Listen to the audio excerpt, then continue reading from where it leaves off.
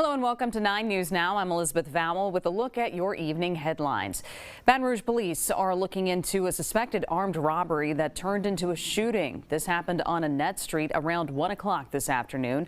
Police tell us 2 people were shot. No word on how badly they were injured or a potential suspect. But if you have any tips, you can report them to Crime Stoppers at 344-STOP, 344-7867. Sources tell WAFB that inmates suspected of making and selling drugs have been transferred to Angola. This follows major shakedowns the week of Christmas at Elaine Hunt after an inmate died of a suspected drug overdose on Christmas Eve. Investigations are ramping up with corrections officials, district attorneys, and law enforcement. Since September, 7 inmates have unexpectedly died at Hunt Prison, triggering these investigations. Last year, the prison saw 16 unexpected deaths. The Department of Corrections says it will not comment on pending investigations. Looking ahead to next week, the city of Plaquemine is warning of 2 planned power outages. The director of utilities says they will have a brief outage Monday from 4 in the morning to 6:30 in the morning.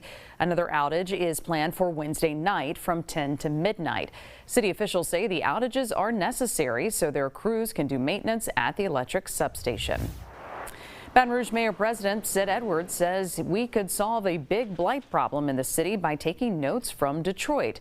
Edwards will lead a 5-member delegation next week to study Detroit's strategic strategies. The team will focus on how Detroit tackled blight and managed the city's finances. Since 2021, Detroit has demolished 8,000 blighted properties and restored 3,000.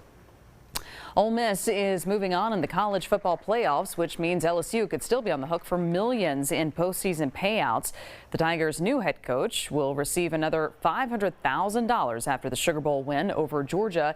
If Ole Miss beats Miami, the payout goes up to $750,000. And if the Rebels win the national championship, Lane Kiffin would get a $1 million bonus from LSU. We'll have more reaction on this at 10. Let's turn now to your weather picture and a look at your forecast over to meteorologist Henry Blakes. Henry. Hey, thank you, Liz. Good evening to everyone joining us today. It's been windy, but the wind has subsided a bit, but still a little bit of a breeze. So here are your sustained winds between 10 to 15 miles per hour, but that's a lot lower than what we had earlier. We had gusts over 30 miles per hour at Baton Rouge Metro Airport. So notice for the rest of the night, a light little breeze, but as we go into the morning, could have some brief gusts a little higher as a cold front pushes through. It's going to be a weak little front. It will produce a few showers out there, not for everyone. And if you do get rain, don't expect very much accumulation. Nothing heavy to be expected, and much of that should be done by mid to late morning. It's going to be a cloudy but mild Saturday, so we're going to have highs at least in the low to mid 70s.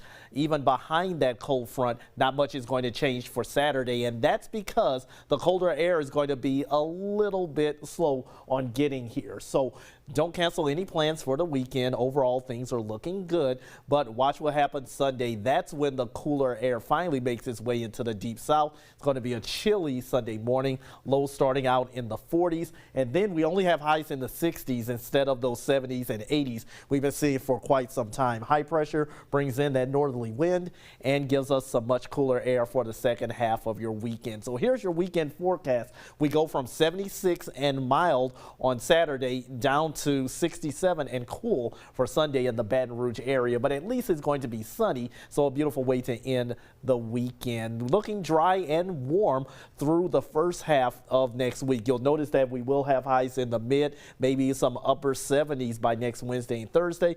Our next frontal system, that'll be coming into play by next weekend, could bring a few showers for Thursday into then, and maybe a longer stretch of cooler air by that. Henry, thank you. Well, Christmas is over, so that means Carnival is next, and this weekend will mark the first local Mardi Gras parade of the season. The Crew of Deville parade will roll in Donaldsonville this Sunday at 2 o'clock, starting on Church Street.